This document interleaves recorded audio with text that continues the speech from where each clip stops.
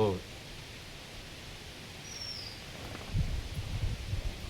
ఓ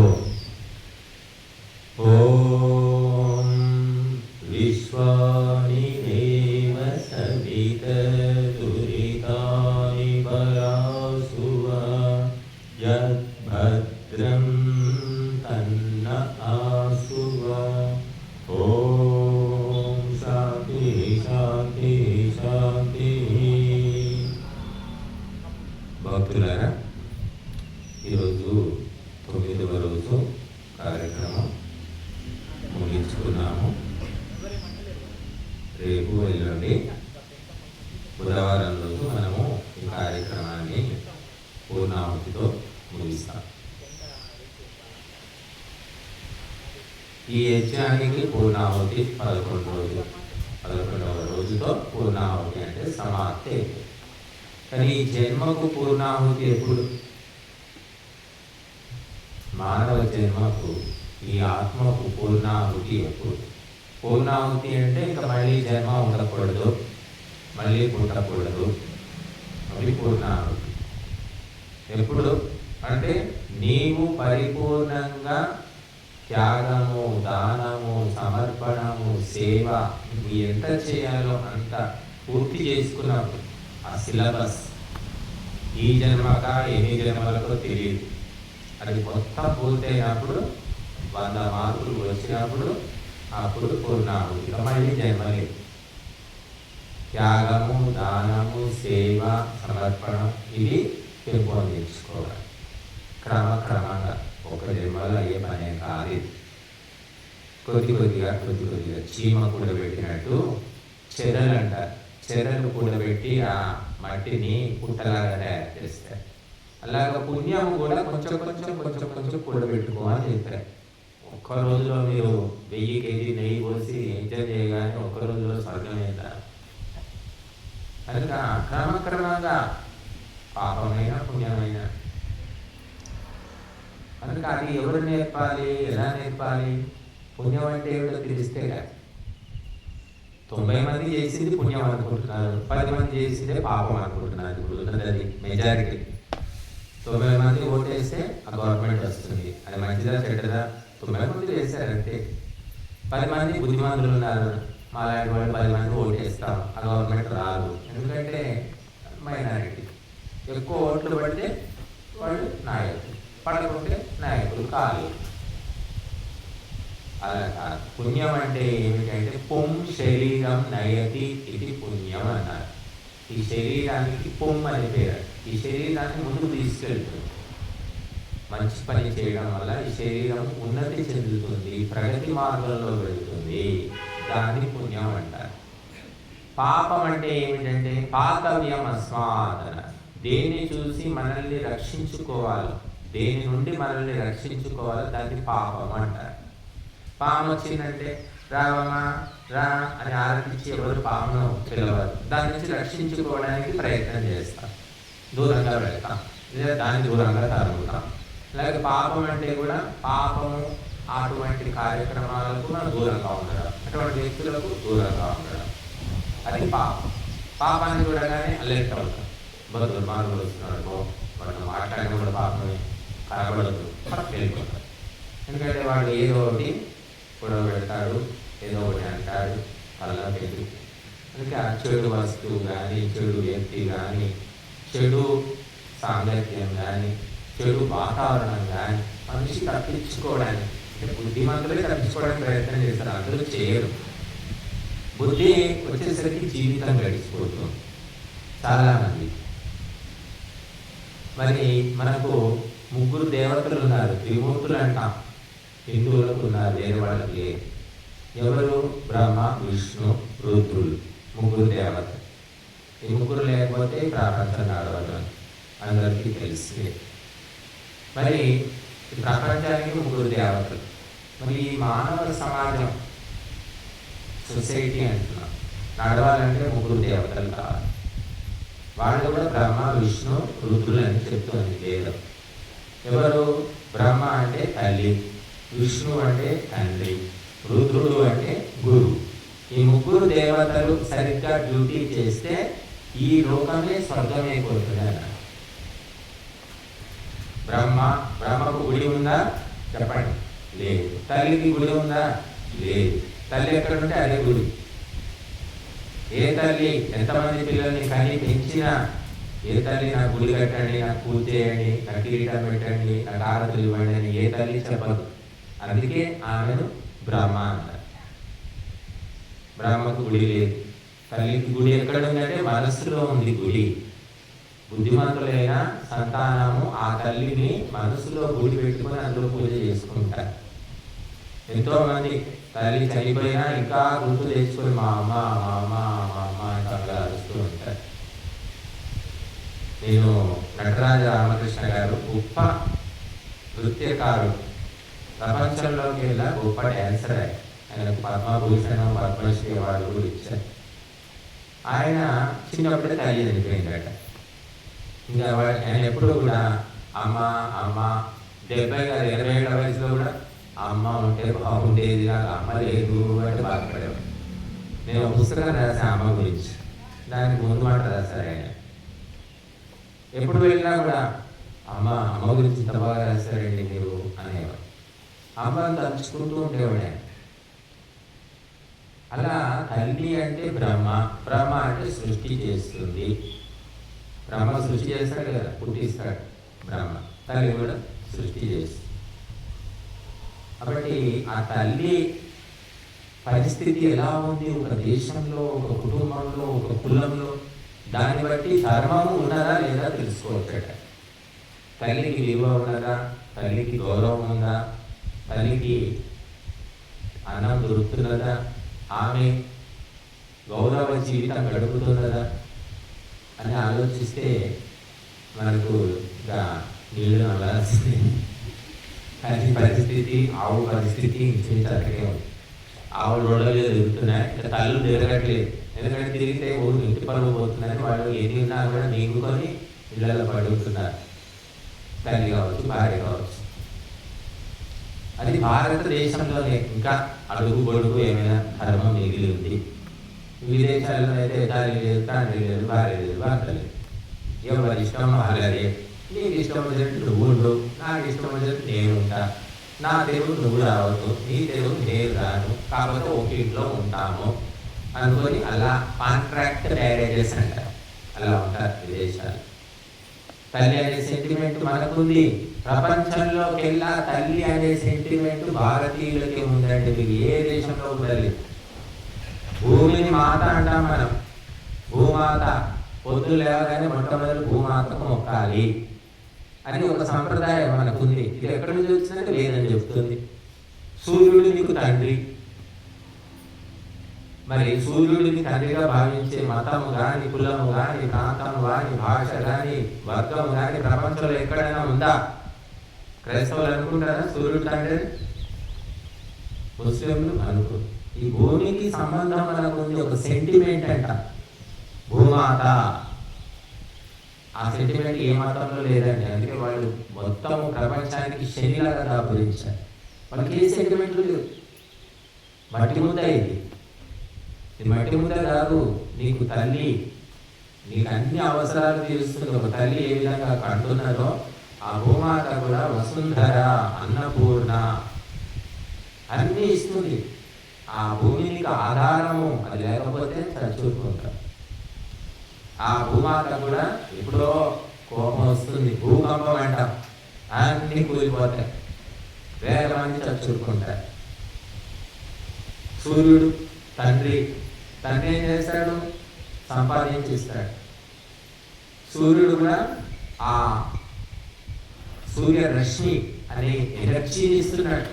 ఇలాంటి solar cars వచ్చాయి, solar power plant వచ్చాయి, సోలార్ ఎనర్జీ అంటున్నాం. సూర్యుని యొక్క రశ్మిని ఎనర్జీగా మార్చుకుంటున్నాం. తల్లి కూడా ఎనర్జీ, గాడిదలాగా ఎద్దులాగా పనిచేస్తూ ఉంటాడు. ఎక్కడ పోతాడో ఇప్పుడంటే తండ్రి మొహం చూస్తున్నాం. ఒకప్పుడు పొద్దున్నే 3ంటికి లేచిపోయేవాడు ఆయన, మళ్ళీ రాత్రి 7ంటికో 9ంటికో వచ్చేవాడు. తండ్రి ఎలా ఉంటారో కూడా చూడని వాళ్ళు ఉండేవాడు. ఒకప్పుడు వీడు పొద్దున స్కూల్కి వెళ్ళేవాడు, వచ్చేసరికి తిని పడుకునేవాడు. ఆ తండ్రి ఎప్పుడు వస్తాడో ఎప్పుడు పోతాడు. అటువంటి సెంటిమెంటు తండ్రి సూర్యుడు తండ్రి, భూమి నీకు తల్లి, ప్రకృతి నీకు మాత అని వేదం చెప్తుంది. ఇది ఎవరో కల్పించింది కాదు. కోతులు, కొండముచ్చులు, చింపాంజీలు చేసినటువంటిది కాదమ్మా ఇదంతా. ఆ చదువులు చదివిస్తున్నారు మనకు. కోతి నుంచి మనిషి వచ్చాడు, చింపాంజీ నుంచి మనిషి వచ్చాడు, ఇంకేదో మనిషి తయారయ్యాడు. మనిషి నుంచే మనిషి వచ్చాడమ్మా. ఇప్పటికైనా ఎప్పటికైనా అదే సత్యం. వేప విత్తనం నుంచి వేప చెట్టు వస్తుందా, జామ చెట్టు వస్తుందా చెప్పండి. రాముని కాలంలోనైనా, కృష్ణుని యుగంలోనైనా, ఎప్పుడైనా కూడా అది సత్యం కదా. వేప చెట్టుకు మర్రి చెట్టు రావడం ఎప్పుడైనా చూసారా?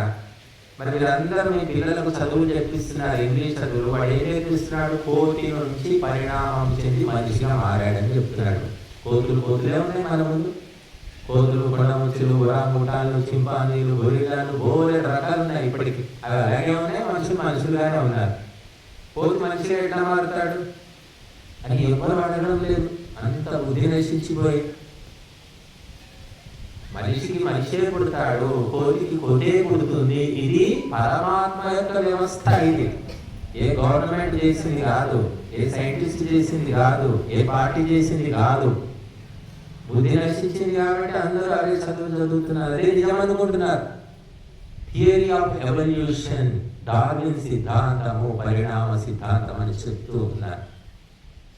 కనుక ఈ దిక్కుమాల చదువులు, ఈ దొంగ సైంటిస్టులు ప్రపంచాన్ని నాశనం పట్టిస్తున్నారండి.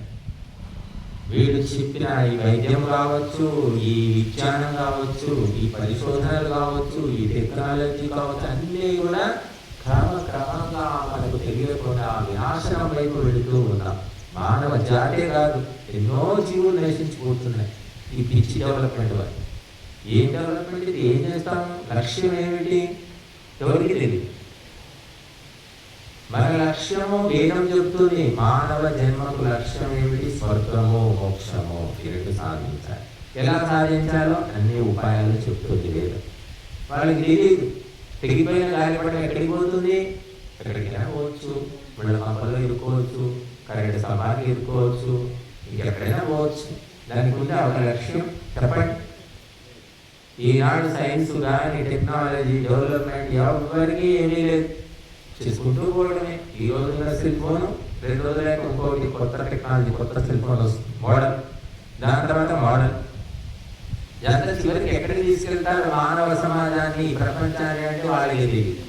మీకు తెలుసో లేదో, నోబెల్ బహుమతి ప్రపంచంలో పెద్ద బహుమతి అన్నమాట. సైంటిస్టులకు, రచయితలకు, మేధావులకు ఇస్తారు. అటువంటి నోబెల్ బహుమతి పొందిన సైంటిస్టులు, రచయితలు ఎంతో మంది ఆత్మహత్య చేసుకొని వచ్చారండి. గొప్ప సైంటిస్ట్ వాడు, మరి గొప్ప మేధావులని బహుమతి తెచ్చింది, ఆత్మహత్య ఎందుకు తెచ్చుకొని చచ్చాడు అంటే వాళ్ళ చదువులు, వాళ్ళ ఆలోచనలు అలా ఉన్నాయి. ఆత్మహత్యలు, ఈ సైన్స్ టెక్నాలజీ కూడా మనిషి ఆత్మహత్యలు చేయిస్తుంది. కాబట్టి అభివృద్ధి అని చెప్పేసి మానవత్వానికి సున్నా చుట్టి మానవత్వానికి తీరతీస్తున్నారు. కనుక ఈ సెంటిమెంట్ అనేది ఉండాలి. సెంటిమెంట్ ఉంటేనే మానవత్వం ఉంటుంది. సెంటిమెంట్ అంటే ఒక అనుబంధం, ఒక ఆత్మీయత, ఒక ప్రేమ. తల్లి లేదు, బిడ్డ లేదు. ఇండియా గవర్నమెంట్ చట్టం చేసేసింది సర్రోగేట్ మదర్ అంటే తల్లి ఎవరైనా తన కడుపును అద్దెకి ఇచ్చుకోవచ్చు. వేరే వాళ్ళ పిల్లలను కడుపులో మోసి అద్దెకు ఇచ్చి, అంటే 5 లక్షలు 10 లక్షలు తీసుకొని ఆ బిడ్డని ఇచ్చి వదిలించుకోవచ్చు అన్నమాట. ఇది గవర్నమెంటే చట్టం చేసింది. వాడికి ఆ తల్లికి ఆ బిడ్డకు ఏం సంబంధం ఉండదు కదా జీవితాల్లో. డబ్బులు ఇచ్చేసాడు. ఆ మంచు మోహన్ బాబు కూతురు మంచు లక్ష్మి ఎవరు అలాగనే కనింది. కనలేదు, ఆమె కడుపులో మొయ్యలేదు. ఎవరో కనిస్తే ఆ బిడ్డ అంటే బుక్ చేసుకుంటారు, కడుపును బుక్ చేసుకుంటారు, బుకింగ్. ఆమె కూడా తల్లి. కనుక ఈ విధంగా ధర్మం అంటే తెలియని నేతలు, పార్టీలు, ప్రభుత్వాలు భారతదేశంలో ఉన్నాయి. మరి ధర్మం గురించి మన దగ్గర ఎన్ని బోలెడు పుస్తకాలు ఉన్నాయి, మహర్షుల ఉపదేశాలు ఉన్నాయి. వాళ్ళకి తెలియదు, చెప్పేవాళ్ళు లేడు. క్రైస్తవుల్లో అసలు ధర్మమే లేదు, ఇస్లాంలో లేదు, యూదు మతంలో లేదు. కానీ ఉన్న మన హిందూ ధర్మంలో ఎన్ని గ్రంథాలు ఉన్నాయి. ఎవరు చెప్పేవాడు లేడు. ఆ దండం పెట్టుకో, బొట్టు పెట్టుకో, కొబ్బరికాయ కొట్టు, నీకో పచ్చి నాకో పచ్చి అయిపోయింది పోండి అయిపోయింది. జీవితాంతం అయితే ఎన్నిసార్లు పోయినా కూడా అంతే.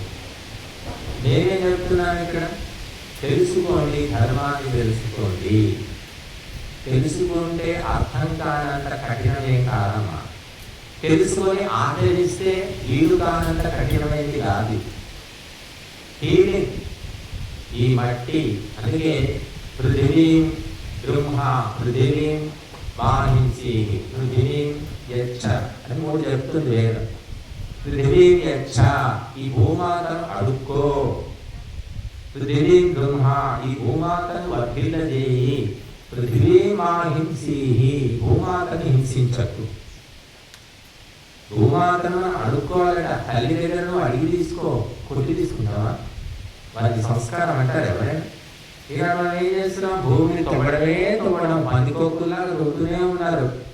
Mining mafia, sand mafia, land mafia, అన్ని మాఫియాల పని ఏంటంటే తవ్వడం. లోపల ఏమున్నాయి, భూమాత కడుపులో అన్ని లోహాలన్నీ బయటికి తీయాలి, పెట్రోల్ బయటికి తీయాలి, ఇంకేదో తీయాలి, అమ్ముకోవాలి. అంతా తీసి డొల్ల చేసి ఏం సాధిస్తారు మీరు? సరే ఇప్పుడు అన్నీ తీసి వాడేసుకుంటాం. వచ్చే తరాలకి ఏముంటుంది? ఎవరు ఆలోచించట్లేదు. వచ్చే తరంగతి ఏమిటి? ఎక్కడ దొరుకుతుంది? రేడియం దొరుకుతుందా, ఇంకేదో దొరుకుతుందా అని వెతుకుతూ ఉన్నారు. ఈ టెక్నాలజీ వల్ల జరుగుతున్న అర్థం ఇది. భూములకు రేట్లు పెరిగిపోయాయి, వామో భూములకు రేట్లు పెరిగిపోయాయి, ముసిపోతున్నారు. ఎందుకు పెరిగిపోతాయంటే కింద ఏదో ఉంది, బొగ్గులు ఉన్నాయా, పెట్రోల్ ఉందా, ఏదో ఒకటి ఉన్నట్టు తెలిసిపోతుంది, రేట్లన్నీ పెరిగిపోతాయి. అంతా తవ్వుకోవడమే, అమ్ముకోవడమే. ఇది అభివృద్ధి. అమ్ముకోవడం అభివృద్ధి. అమ్మను అమ్మకానికి పెట్టడం అభివృద్ధి. అమ్మకు అన్నం పెట్టకపోవడం అభివృద్ధి. అమ్మను వీధిలో తోలడం అభివృద్ధి. కానీ ఒక సెంటిమెంటు, ఒక ప్రేమ, ఆప్యాయత చదువు నేర్పిస్తుందా? చెప్పండి. చదువులు ఏమైనా ఉన్నాయా? నైతిక విలువలు ఉన్నాయా? సంస్కారం ఉందా? మహాత్ముల కథలు ఉన్నాయా? చిన్నప్పుడు చదివేవాడు ఎంతో గొప్ప గొప్ప మాటలు. ఏ స్కూళ్ళలో మంచి మాటలు ఎన్నో చెప్పేవాడు. జగతిపై రామయ్య జన్మించినాడు, సత్యమును ధర్మమును స్థాపించినాడు, తల్లిదండ్రుల మాట చెల్లించినాడు, ఘనముగా రాజ్యమును పాలించినాడు, సీతామహాదేవి సృష్టి లోపలను ఆ తల్లి ఎంతయో మహనీయురాలు అని 2వ తరగతిలో మాకు ఉండేది. ఎలాంటి పాఠాలు ఎక్కడున్నాయి? సొల్లు కబుర్లు. ఆ పాఠంలో ఏముందో వాడు గుర్తు కూడా ఉండదు. వాడు పరీక్ష రాశాడంటే అంతా గుర్తుండదు. కాబట్టి శుష్కమైన చదువులు అంటే డ్రై ఎడ్యుకేషన్ అంటారు ఇంగ్లీష్. ఇప్పుడు అన్నం ఉంది, అన్నం కొంచెం మెత్తగా ఉంటే తింటాం. పొడిగా ఉందనుకోండి, అది కలిపినా కూడా ముద్ద కాదు. డ్రై రైస్ అంటారు. తినలేము, అరగదు, నమ్మలేము కూడా. ఇప్పుడు మన బతుకులు కానీ, మన చదువులు కానీ, మన జీవితాలు కానీ అలాగే ఉన్నాయి. అందుకోసమే ఈ భూమితో సంబంధం ఉంది. ఇది తల్లి, జాగ్రత్తగా కాపాడుకో, అంత తొలేసుకోకు అని చెప్తుంది వేదం. పృథివీ యచ్చ, భూమాతను అడుక్కో. నువ్వు అడిగితే ఎవరైనా ఇస్తారు. అమ్మా ఆకలితుందమ్మా, ఇంత అన్నం పెట్టమ్మా అంటే తల్లి కాదు, ఏ తల్లి అయినా పెడుతుంది. చూడండి, వద్ద మీరు అడిగేవాళ్ళు ఎలా, అమ్మా ఆకలితుందమ్మా అని వాడి ఆ గొంతులో ఆ రసం, ఆర్ద్రత అంట. అది వినేసరికి అయ్యో పాపం అనిపిస్తుంది. మనం అంత దీనంగా అరుస్తూ ఉంటారు. ఒకప్పుడు అలా అరిచేవాళ్ళు, ఇప్పుడు మనసు లోపల జాలి, దయ, అయ్యో పాపం అనిపించేది. అలాగా మనకు ఆ వేదం చెప్తుంది, భూమి నీకు తల్లిరా బాబు, తల్లిని తల్లిలాగా చూసుకో, తవ్వకు, దోచుకోకు, హింసించకు. సూర్యుడు తండ్రి, ఎనర్జీ సోర్స్ అన్నమాట. మరి అటువంటి సంబంధం మనకున్నది, కానీ ఇతరులకు లేదు. భారతమాత అంటున్నాం, అందుకోసమే భూమాత భారతమాత. మరి ఏ దేశంలోనైనా ఇంగ్లాండ్ మాత, అమెరికా మాత, జర్మనీ మాత అనగా విన్నారు ఎప్పుడైనా? ఎక్కడైనా విన్నారా? విదేశాల్లో వినొస్తుంది. America mother of America, mother of German వాళ్ళు అనరు. వాళ్ళకి సెంటిమెంటే లేదు. శుష్కమైన మతాలు, దేశాలు, ప్రజలు. దోచుకోవడం దాచుకోవడం, దోచుకోవడం దాచుకోవడం, ప్రపంచానంతా దోచుకు తింటున్నారు. యుద్ధాలంతా వాళ్ళు తీసుకొచ్చినవి. కాబట్టి మనము ఈ భూమాతను కాపాడుకోవాలి, ఈ సూర్యుడి యొక్క శక్తిని మనం వినియోగించుకోవాలి, అలాగే తల్లిని కూడా కాపాడుకోవాలి. తల్లి యొక్క పరిస్థితి మరి చాలా ఘోరంగా ఉంది. ఎందుకంటే సంస్కారాలు లేకపోవడమే కారణం. నేను నిన్న వేటు SMS ఒక న్యూస్ దాంట్లో చూశాను. చైనాకు చెందిన చైవాన్ బిన్ అంట, చైనా వాడు, 88 ఏళ్ళ తల్లి. వాడు ఆ అబ్బాయి 25 ఎంతో ఉండొచ్చు, 25 రూపాయలు పెళ్ళైందో లేదా అది ఇవ్వలేదు చెప్పాలి. వాడు ఏం చేస్తున్నాడంటే బేబీ స్లింగ్ అంటే పిల్లని వీపు మీద పెట్టుకొని మోసే ఒక బుట్టలాగా ఉంటున్నాడు. చిన్నప్పుడు పిల్లని ఆ బుట్టలో పెట్టుకొని వస్తాడు. వాడు 88 ఏళ్ళ తల్లిని ఆ బుట్టలో పెట్టుకొని తీర్థయాత్రలన్నీ చేస్తున్నాడు. తామిక క్షేత్రాలు చూపిస్తున్నాడు ఆయన మోసుకుంటూ. ఆ బుట్ట కూడా ఇచ్చారు. 88 ఏళ్ళ తల్లి, ఆమె పిల్లలాగా ఉంది. 88 ఏళ్లకు కండ ఉండదు, ఏముండదు, కిక్కుపోయినట్టుగా ఉంటారు కదా. ఉంటే 20-30 కిలోలు ఉంటుంటారు. వీటిని మోసుకుంటూ తీసుకొని తిరుగుతున్నాడు. ఎవడు? చైనా వాడు. 88 ఏళ్ళ తల్లితోటి అంత సెంటిమెంట్ ఉంది ఆయన. మన 40 ఏళ్ళ తల్లి, 50 ఏళ్ళ తల్లి ఇంట్లో మనంతా చేస్తూ ఉంటుంది. ఇంకా ఓపిక ఉంది, అన్ని చేసినా కూడా అన్నం వేయడానికి ఏడ్చేవాళ్ళు. ఏదో బతికిస్తున్నాం అనుకుంటారు. ఎంత పాపము పెరిగిపోయిందంటే మనుషుల్లో. పోనీ అదేమి పని చేయట్లేదు, తిని కూర్చుంటుంది అంటే కాలు చెయ్యి ఆడిన ఏ ఆడవాళ్ళైనా పని చేస్తారు. భార్య కావచ్చు, తల్లి కావచ్చు, చెల్లి కావచ్చు, ఎవరైనా కావచ్చు. ఆడవాళ్ళు అసలే కూర్చుంటే ఓర్చుకోలేదు కూడా జనం. ఎలా కూర్చుంది చూడండి, తిని కూర్చుంది. అదే మగవాళ్ళు తిని కూర్చొని మహారాజ్, ఆయనకేమండి మహారాజు అంటారు. పని చేయకుండా సోమరిపోతులాగా ఇంట్లో భర్తలు కూర్చుంటే భార్యలు సంపాదించి నడుపుతున్నారట. ఇవి ఓలెడు మంది ఉన్నారు, చూసాము.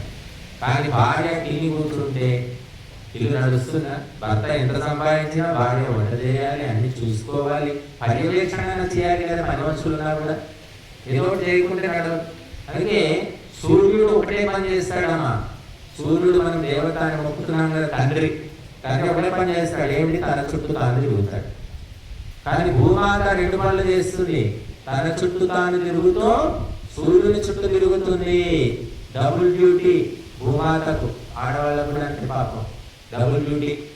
ఇప్పుడైతే ఇంకా ట్రిపుల్ డ్యూటీ అయిపోయింది. ఎన్నో పనులు. కనుక భూమాతకు ఎందుకు మొదలు మొక్కుతామంటే మాతృదేవో భవ, మొదలు తల్లిని సరిగ్గా చూసుకోవయ్యా. ఆ చైనా వాడు మరి ఆ తల్లిని అలా మోసుకుంటూ తిరుగుతున్నాడంటే వాడెంత పుణ్యాత్ముడు, వాడికి ఆ బుద్ధి ఎలా వచ్చింది? వాడు శాస్త్రాలు చదివాడా, సంస్కృతం చదివాడా? ఏది లేదు. పూర్వజన్మ సంస్కారం అని మనం చెప్తాము. ఏ శాస్త్రాలు చదవకపోయినా మనకు అందశ్రీ అని ఒక కవి ఉన్నాడు. అందశ్రీ జయ జయ హే తెలంగాణ జననీ జయ కేతనం, ముక్కోటి గొంతుకలు ఒక్కటైన చేతనం అని ఒక పాట రాశాడు. రాష్ట్ర గీతం అంటున్నాడు. ఆయన చదువు రాదు, ఏమీ రాదు, గొర్రెలు రాసుకునేవాడట. కవిత్వం వచ్చింది ఆయనకు. చదువు రాదు, స్కూల్ పోలేదు, కవిత్వం ఎలా వచ్చిందంటే అది పూర్వ సంస్కారం. తర్వాత నేర్చుకున్నాడు చదువు. ఇలాగా పూర్వజన్మ సంస్కారం అనేది కేవలం మన దేశంలోనే కాదండి, ప్రపంచంలో అంతటా ఉంది. ఎక్కడైనా పూర్వజన్మ పునర్జన్మ కేసులు ప్రపంచం అంతటా ఉన్నాయి. కాబట్టి సెంటిమెంట్ అనేది చాలా ముఖ్యమైనటువంటిదండి. అనుబంధం అంటాం, ప్రేమ, ఆప్యాయత అది ఉన్నప్పుడు నువ్వు పిడికడ అన్నం పెట్టినా కూడా కడుపు నిండిపోదు. అయ్యి పాప పరిస్థితి బాగాలేదు, ఎందుకే కష్టపడ్డ, అవసరం లేదా మాకు అని మనమే అంట. అన్నీ ఉండి ప్రేమ లేదు, స్నేహం లేదనుకోండి, వాడు పెట్టబుద్ధి కాదు. తెచ్చి ఏదైనా ఇచ్చినా కూడా మనకు తీసుకోబుద్ధి కూడా. సెంటిమెంట్ లేదు అక్కడ, ఫీలింగ్ లేదు. కాబట్టి తల్లి, తండ్రి, గురువు ఈ ముగ్గురు త్రిమూర్తులతోటి ఈ మానవ సమాజం నడుస్తుంది. తల్లి బాగలేకపోతే సగం ఒక వంతు జీవితం వ్యర్థమే. తండ్రి పోయి తల్లి మంచిది కాదు, తండ్రి మంచివాడైతే పర్వాలేదు, కొంతవరకు నెగిటివ్ రావచ్చు. ఇక గురువు గారు కూడా మంచివాడు దొరకలేదు అనుకోండి, ఇప్పుడు సగం జీవితం వ్యర్థం. ముగ్గురు సరిగా లేకపోతే ముగ్గురులో ఏ ఒక్కరున్నా కూడా ఎంతో కొంత మనిషి బాగుపడతాడు. తల్లి మంచి దొరకలేదు, గురువు మంచివాడు దొరకలేదు, తండ్రి మంచివాడు, తల్లి మంచి, ఇద్దరు మంచివాడు దొరకలేదు అనుకోండి, అయినా బాగుపడడానికి అవకాశాలు ఉన్నాయి. అది ముగ్గురే ఉంటే ఏమవుతుంది అంటే నిండా మిగిలిపోతారు. ఇలాంటి అదే పరిస్థితి ఉంది. తల్లికి ఏం తెలియదు పాపం, ధర్మం తెలియదు, న్యాయం తెలియదు, నీతి తెలియదు, సత్యం తెలియదు, సంస్కారం తెలియదు. తల్లి వండి పెట్టడం ఒకటే తెలుసు, ఏమీ తెలియదు. తల్లి సంపాదించడం ఒకటే తెలుసు, ఇంకేం తెలియదు. గురువుకి ఏముంది, స్కూల్లో గురువులు ఫీజులు వసూలు చేయడము, ఆ సిలబస్ పాఠం దులిపేసుకోవడం, పోవడం. పిల్లవాడు బాగున్నాడా, క్రమశిక్షణగా ఉన్నాడా, వాడు గుణాలేంటి, వాడిని బాగు చేయాలా వద్దా, ఏమీ అవసరం లేదు. నాడు గురువులకు అడిగితే గొడవలు ఇస్తున్నాయి. మా పిల్లాడు చదవడయా, నువ్వేదో అడుగుతున్నావు, మా పిల్లాడు నిద్రపోతాడు క్లాస్లో, నీకేం పోయింది, నీ పాఠం నువ్వు చెప్పుకో అంటున్నారు. తల్లిదండ్రులు వచ్చి గొడవలు పెట్టుకుంటున్నారు. గవర్నమెంట్ స్కూళ్ళలో, ప్రైవేట్ స్కూళ్ళలో కాదు. కాబట్టి గురువు కూడా ఇంకా నాకెందుకు వచ్చిన ఇద్దరికి ఏమన్నా చదవని, ఏమన్నా చావని అని చెప్పి వదిలేసి పాఠం చెప్పుకొని వెళ్ళిపోతున్నారు. కాబట్టి మనము ఈ మానవ సమాజం బాగుపడాలంటే ముగ్గురు కూడా గుణవంతులు, సంస్కారవంతులు, బుద్ధిమంతులు అయినప్పుడు ఉత్తమ మానవుడు అంటే ఆర్యుడు తయారవుతాడు. ఉత్తమ మానవుడు లేడు ఇప్పుడు, ఎందుకంటే ఎవరు కర్తవ్యాలు నెరవేర్చలేకపోతున్నారు. తల్లి కూడా ఏమి సీరియల్ చూడడం, ఫోన్ పట్టుకొని సులుకబులు ఊరికే మాట్లాడడం తప్ప తల్లి పిల్లలకి ఏం నేర్పిస్తుంది? ఎవరు పద్ధతులు నేర్పిస్తున్నా? నేర్పిస్తే వినేటట్టు పిల్లలు ఉన్నారు. కాస్త పుస్తక పిల్లలు వినేనండి, స్కూల్కి పోయిన తర్వాత పూర్తిగా మారిపోయారండి, వాళ్ళు ఏం వినట్లేదండి అని చెప్తున్నారు తల్లులు. ఎందుకంటే ఆ స్కూల్లో మరి 6 టీచర్లు ఏమేమి చెప్తున్నారో అర్థం కాదు. 60 మంది పిల్లలు, వాళ్ళ సాంగత్యం వల్ల బుద్ధి నశించిపోతుంది వాళ్ళు. అందుకని తల్లి మరి అన్ని తెలిసినా కూడా, చెప్పినా కూడా వంట పడుతుందా వదిలేస్తారో తెలియని పరిస్థితి. ఎందుకంటే చుట్టూ సమాజం అలా ఉంది కాబట్టి. కాబట్టి మనము ఈ ముగ్గురు దేవతలు సక్రమంగా డ్యూటీ చేస్తే పోలీస్ స్టేషన్ అవసరం లేదు, కోర్టులు అవసరం లేదు, సీసీ కెమెరాలు అవసరం లేదు, ఏది అవసరం లేదమ్మా. ప్రభుత్వం కూడా అవసరం లేదు, నాయకులు కూడా అవసరం లేదు.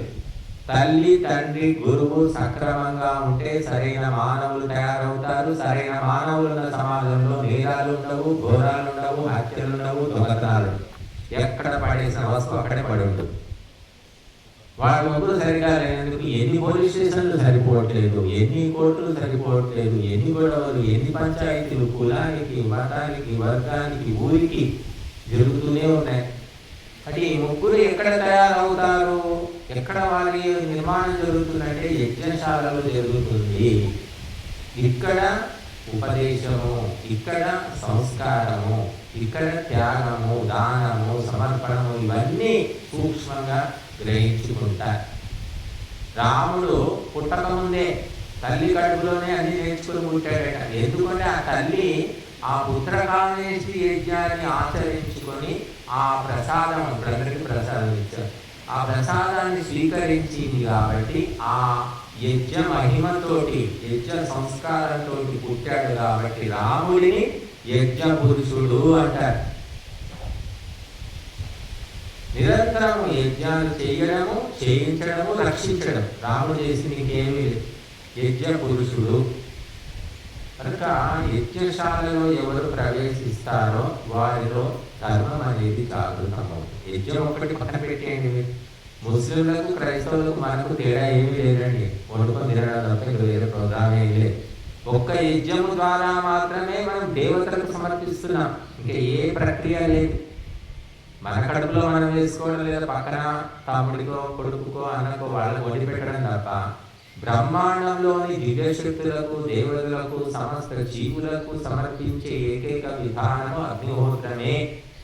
ఇది ఒక్కటి మన దేశంలో ఉంది కాబట్టి మనం ఆర్యులుగా, దేవతలుగా, మానవులుగా, మహనీయులుగా ఉన్నాం. చాలా మంది అక్కలు దేశాలకు వెళుతారు. వాళ్ళు అక్కడ ఉంటారు, నెల, 2 నెలలు, 3 నెలలు ఉండేసరికి అక్కడికి ఇక్కడికి డిఫరెన్సెస్ అన్ని తెలిసిపోతాయి. ఏ శాస్త్రం అవసరం లేదు. కాకపోతే ఇంకా కొడుకు, కోడలు ఎవరో ఉంటారు కాబట్టి అప్పుడప్పుడు వెళ్తారు తప్పనిసరి పరిస్థితుల్లో తప్ప అక్కడ పోయి ఉండాలని ఎవరనుకోరు. జాబ్ ఉంది కాబట్టి వాళ్ళు కూడా ఉంటున్నారు. ఆ జాబ్ లేకుంటే అంతకంటే మంచి జాబ్ ఇక్కడ వస్తే ఇక్కడికే వస్తారు. తప్పనిసరి పరిస్థితులు అన్నమాట. ఎందుకంటే ఆ వాతావరణం వేరు, ఆ సంస్కారాలు వేరు, ఆ పద్ధతి వేరు, అంతా మనకు వాళ్ళకి ఎక్కడ కుదరదు. బట్టి తల్లి తండ్రి గురువు, అందులో గురువును తీసుకెళ్ళి మనం ఎక్కడ కూర్చోబెట్టాము? తల్లి కంటే గురువుకి ఎక్కువ విలువ ఇచ్చాము మనం. తల్లి బ్రహ్మ, తల్లి విష్ణు, తల్లి దేవో మహేశ్వర ఎక్కడ చెప్పారమ్మా? విన్నారు. గురు బ్రహ్మ గురు విష్ణు అంటున్నాం. ఆ గురువులు ఏమయ్యారు? ఎన్ని రకాల గురువులు ఉన్నారంటే ఇక మీకు అలాంటి దొంగ గురువులు మీకు కనబడకపోతే మీరు అదృష్టవంతుల కిందే లెక్క. నా జీవితంలో నాకు ఒక్కడే గురువు కలిశారు. ఆయన గురువు అంటారు అని నాకు కూడా తెలియదు. ఏదో నాకు పిచ్చి సంస్కృతం నేర్చుకోవాలి చిన్నప్పటి నుంచి. పేపర్లో చూసాం, పలానా చోట సంస్కృతం నేర్పిస్తున్నారు. వెళ్తే అక్కడ ఉన్నారు గురువు గారు. అంతే, ఆయన మొదటి గురువు, ఆయన చివరి గురువు. కొంతమంది జీవితం అంతా తిరుగుతుంటారు గురువుల కోసం. తల్లి లేనివాడు ఎవరు తల్లి, అయ్యో మా తల్లిలాగా ఉంది, ఎవరైనా కాస్త ప్రేమ చూస్తే అమ్మ అమ్మ అమ్మ అనుకుంటూ తిరుగుతారు. అలాగా గురువులు కూడా మంచి వాళ్ళు దొరకాలంటే తిరగాల్సి వస్తుంది. మంచి ఉత్తములు కావాలంటే, వస్తువు అయినా సరే ఉత్తమ వస్తువు కావాలంటే తిరగాల్సి. మహర్షి దయానందుడు 25 ఏళ్ళు తిరిగాడు మంచి గురువు కోసం. గోలడు దేశమంతా తిరిగాడు. కొండలు, గుట్టలు, లోయలు, నదులు, పర్వతాలు, గుహలు, మఠాలు అన్నీ తిరిగి 25 ఏళ్ళ తర్వాత గుడ్డి గురువు దొరికాడు. గుడ్డి గురువు అంటే కళ్ళు లేవు తప్ప ఆయనకు బుద్ధి లోపల ఎంతో గొప్ప త్రినేత్రుడని చెప్పుకోవచ్చు. అటువంటి గురువును సంపాదించుకున్నాడు. కానీ ఎవరో ఒకరైనా అడ్జస్ట్ కాలేదు. చాలా మంది అడ్జస్ట్ అవుతారు. చాలే ఎవడు తిరుగుతాడు, ఎవరు వాడుకుంటే అయిపోయింది, ఏదో కొన్ని మంచి మాటలు చెప్తాను, ఆయన చాటుకు పోయి ఏం చేసుకుంటే మనకేం అవసరం అంటారు. కొంతమంది గురువులు పాడు పనులు చేశాడని తెలిసినా కూడా వాళ్ళు ఏమంటారు, ఆయన ఏమైనా చేసుకునేయండి, మాకేం పోయింది, మాకైతే మంచి చెప్తున్నాడు కదా అంటారు. అదొక రకం. కాబట్టి మంచి గురువులు దొరకడం కష్టం. తల్లిని అయితే మార్చుకోలేము. తల్లి ఏ తల్లిలో ఆ తల్లి భగవంతుడు రాసి పెట్టిన తల్లి అడుగులను పుడతాం. ఎలా పెంచితే అలా పెరగాల్సిందే. ఇంకో రకంగా పెరుగుతామంటే కుదరదు. తల్లి కూడా మార్చుకోవడానికి వీల్లేదు. గురువు మార్చుకోవచ్చు. మంచి గురువు దొరకకపోతే ఇంకో గురువు వెతుకోవచ్చు. ఆ తర్వాత 100 గురువులను వెతుకోవచ్చు. కానీ తల్లిదండ్రిని మార్చుకోలేము. కాబట్టి మంచి గురువును వెతుకోండి. ఎవరు మంచి చెబుతున్నారు, ఎవరు మేలు కోరుతున్నారో గుర్తించండి అని చెప్తున్నాం మేము. మీరు ఎన్నో చోట్ల పోయి ఎవరు ఉంటారు, తీర్థాలు, యాత్రలు, మరి మఠాలు, మందిరాలు, ఆశ్రమాలు ఎన్నో వెళ్తూ ఉంటారు. కాబట్టి మనిషి స్వయంగా నిర్ణయించుకోవాలి. తను నిర్ణయించుకున్నప్పుడు అంకితం అవుతాడు. కాబట్టి మనిషి ఎప్పుడైతే నిర్ణయించుకుంటాడో అప్పుడు అతని జీవితంలో మార్పు కూడా వస్తుందండి. ఇతడు నిజమైన వ్యక్తి, ఇతడు నిజమైన స్నేహితుడు, ఇతడు నిజమైన బంధువు ఎప్పుడు గుర్తిస్తామో కనెక్షన్ అనేది ఏర్పడుతుంది. ఇక గాడిదను, గుర్రాన్ని, కంచర గాడిదను అన్నిటినీ ఒకేలాగా కలిపేస్తే ఏం లాభం? దొంగ బంగారము అని ఒకటేనా? చూడడానికి ఒకేలాగా ఉంటాయి. కాబట్టి మనము ఈ ముగ్గురు ఈనాడు సమాజంలో బలహీనమైపోయాడు. తల్లి బలహీనమైపోయింది, తండ్రి బలహీనమైపోయాడు. గురువులు కూడా వ్యాపార గురువులు, పొట్టకోటి గురువులు మనకు ఉన్నారు కాబట్టి పిల్లలకు సంస్కారం రావడం లేదు. కాబట్టి మనము బ్రహ్మ, విష్ణువు అంటే ఆ విష్ణువు అవతారాలు ఎత్తుతూ ఉంటాడు, రాక్షసులకు చంపుతూ ఉంటాడు. అలాగే తండ్రి కూడా అవతారాలు ఎత్తుతాడు, కూలి అవుతాడు, లేకపోతే రైతు అవుతాడు, వ్యాపారం అవుతాడు. ఎన్ని అవతారాలు ఎత్తితేనే సంసారం నడుస్తుంది. రాక్షసులను చంపుతాడండి. రాక్షసులు ఎవరు? మనలో కొడుకులో సంతానంలో ఉన్న రాక్షసులు. దుర్గుణాలు ఉన్నాయి. నాన్న చెప్తారా, నాన్న వస్తాడు, నాన్న కొడతాడు అంటే అప్పుడు భయపడతాడు. ఇప్పుడు ఆ తండ్రి కూడా ఎవరు భయపడేటట్టు కనిపించండి, తండ్రులే భయపడి వస్తున్నారు. కనుక ఒకప్పుడు తండ్రి అంటేతో భయపడేవాడు. నాన్న వస్తాడు, నాన్న చెప్తా అంటే అసలు దెబ్బలాడుకునే పిల్లలు కూడా ఆపేసేవాడు. ఇక పోయింది చివరి గురువు కూడా భయపడేవాడు. గురువు వస్తున్నాడంటే అట్లా ఈ పక్క నుంచి పోయేవాడు. ఇప్పుడు గురువు వస్తే రాని, ఎవడి గురువు? నువ్వు క్లాస్లో పాఠం చెప్పు, అంతవరకే ఉండు, నువ్వు జీతం తీసుకోవడం లేదా, నాకెవడు చెప్పుకున్నాడు, నీతులు అవసరం లేదు అంటున్నారు. కాబట్టి 3 వ్యవస్థలు కూడా భ్రష్టు పట్టాయి. కాబట్టి ఇంకా ఏదో దేవుని దయ వల్ల మేము చెప్తూ ఉన్నాం, మీరు వింటూ ఉన్నారు. కాబట్టి మనం అందరం కూడా ఈ 3 వ్యవస్థలను బాగు చేసుకుంటేనే కుటుంబము, వ్యక్తి, దేశము, ప్రపంచము బాగుంటుంది. ఆ ప్రపంచానికి మనం మార్గదర్శనం చేయగలుగుతాం కూడా. చూడండి, కౌసల్య ఉత్తమరాలు, దశరథుడు అంత గొప్పవాడేం కాదు. తర్వాత రాముని గురువు ఎవరు? వశిష్ఠుడు, విశ్వామిత్రుడు, వాళ్ళు గొప్ప వ్యక్తులే. ఒక్క తండ్రి సరిగా లేదు, ముగ్గురు భార్యలు ఉన్నారు. మరి ఎలాంటి తత్వం మనకు తెలియదు కానీ గొప్ప, మరి మా పెద్ద వ్యసనపరుడు అయితే కాదు. కాకపోతే భార్యలు ముగ్గురు. సరే, అలా తండ్రికి ముగ్గురు భార్యలు, రాముడు ముగ్గురిని కాదు 30 మంది చేసుకోలేదు కదా, తల్లిని ఆదర్శంగా తీసుకోలేదు కదా. ఒక చెడు తల్లిదండ్రులు చేసినప్పటికీ కూడా వాటిని అనుసరించొద్దని వేదం చెప్తుంది. కాబట్టి రాముడు ఏది తీసుకోవాలో, ఎంతవరకు గ్రహించాలో అంతే గ్రహించాడు. కాబట్టి ఆయన తండ్రి కంటే పేరు తెచ్చుకున్నాడు. రాముడికి గుడి కట్టి పూజ చేస్తున్నాడు, దశరథుడికి గొడవ కడుతున్నాడు. ఆ కౌసల్య గుడి కట్టట్లేదు కానీ పొద్దులు వేస్తే కౌసల్య సుప్రజా రామ పూర్వా సంధ్యా ప్రవర్తక, కౌసల్యం తెచ్చుకుంటున్నాం మనం. కాబట్టి ఉత్తమ గుణాలు ఎవరిలో ఉన్నా మనం స్వీకరించాలి. చెడు గుణాలు ఉంటే వదిలిపెట్టేసేయాలి, మనం పట్టించుకోవద్దు, దాన్ని ఆదర్శంగా పెట్టుకోకూడదు. గురువులో అయినా సరే మేమే ఉన్నాం, మాలో మంచి చెడు ఉండొచ్చు, ఎక్కువ తక్కువ ఉండొచ్చు. యాస్వాకం సుచరితాని తాని ప్రయోపాస్యాని మోయితరాని అని చెప్పారు.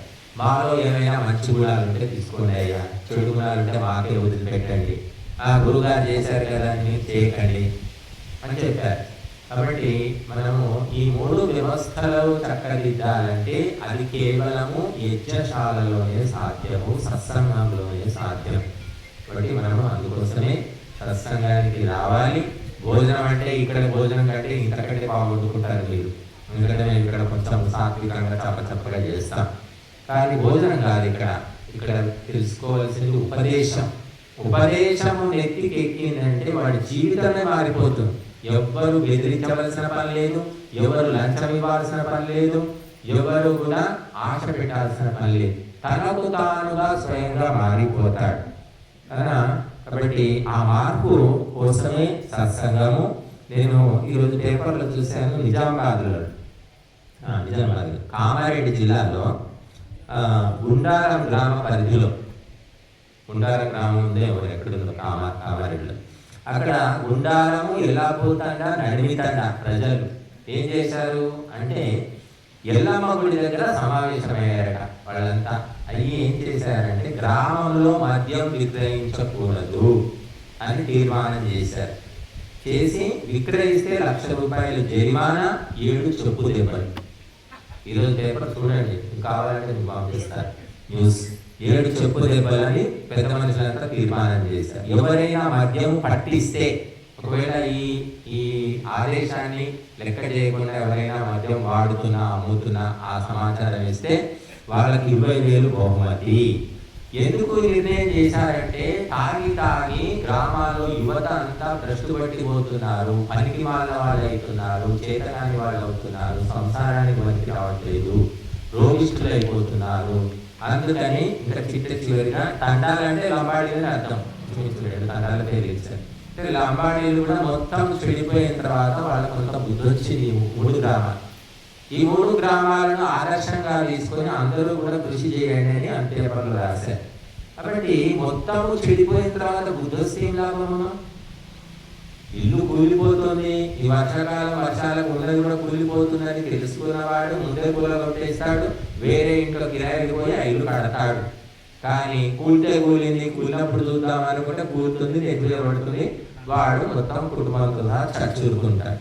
ఈనాడు మద్యము మహమ్మారి కూడా మొత్తం హిందువులను నాశనం చేస్తుంది. కులము, మతము, వర్గము, ప్రాంతము భేదం లేకుండా హిందువులందరూ కూడా, ఎక్కువ కులం లేదు తక్కువ కులం, అందరూ ఇంచుమించు అక్కడ మాత్రం ఒకటే ఉన్నారు. హిందువులకు ఎందుకంటే వాళ్ళ సత్సంగం లేదు, ఏం లేదు కాబట్టి హిందువులే తాగి వస్తూ ఉన్నారు. ఇంకా ఆడవాళ్ళు మొదలుపెట్టలేదమ్మా, పుణ్యాత్ములు దేవతలు. ఆడవాళ్ళు కూడా మొదలుపెట్టి కుటుంబ వ్యవస్థనే లేదు. కాకపోతే హైదరాబాద్లో సైబరాబాద్లో జాబ్స్ చేసే లేడీస్లో ఎవరో కొంతమంది తాగుతున్నారు, ఎక్కువ మంది కాదు, 5% అనుకోవచ్చు ఇండియా మొత్తంలో. కాబట్టి ఇంకా మహిళలు దేవతలుగా ఈ దేశంలో ఉన్నారు. మద్యం తాగరు, సిగరెట్ తాగరు, మత్తు పదార్థాలు తీసుకోరు, ఒకటి మాంసం ఒకటి వండుతారు. ఎందుకంటే ఆ మొగుడు వండకపోతే వాడు దంచుకు తింటాడు. కాబట్టి వండినందుకు ఇంత ముక్క తినక తప్పదు. అదొకటి. మద్యపానం లేదు. ఎన్నో అనేకమైన ఏకాటంలో లేదు ఆడవాళ్ళ పాపం. పిచ్చి ఒకటే, ఆ డబ్బులు, ఆ బట్టల పిచ్చి ఒకటి, నగల పిచ్చి ఒకటి ఉంటుంది. దానివల్ల నష్టం ఏం లేదు. బట్టలు తాను కట్టుకోకపోతే ఎవరో ఒకరు కట్టుకుంటారు, ఉపయోగపడుతుంది. నగలు కూడా సమయానికి కుదువ పెట్టుకుని డబ్బులు తెచ్చుకోవడానికి ఉపయోగపడతాయి. నగలేం నష్టం చేయవు కదా. కానీ సీసాలు నీళ్లు తాగి సంసారాలు గుల్ల చేస్తున్నారు. ఈ ఆడవాళ్ళు ఎట్లా భరిస్తున్నారో వీళ్ళకి పొద్దులే దండం పెట్టుకోవాలనిపిస్తున్నారు. భూమాతన ఎప్పుడైనా భూకంపం వస్తుందేమో కానీ భూకంపం లేదు, ఏ కంపం లేదు. తాగితే పోని నాకేదో ఇస్తున్నాడు కదా, ఇల్లు నడుపుతున్నాడు కదా అని కొంతమంది అలా అయిపోయారు. కొంతమంది ఇల్లంతా నాశనం చేసినా కూడా ఏమీ అనట్లేదు. కాబట్టి మనము ఈ మద్యపానం అనేది చాలా పంచమహాపాతకాల్లో ఒకటని చెప్పారు వాళ్ళు. దానికి నిష్కృతి లేదట. నోట్ లోపల ఇనుము కరగబెట్టి ఆ కట్టిపోయిన ఇనుము నోట్లో పోసుకొని కుక్కిలించి ఉమ్మితే అప్పుడు ఈ నోరు శుద్ధి అవుతుందట. మద్యపానం వల్ల కలిగిన అశుద్ధి పోవడానికి అదే మార్గం అని చెప్పారు.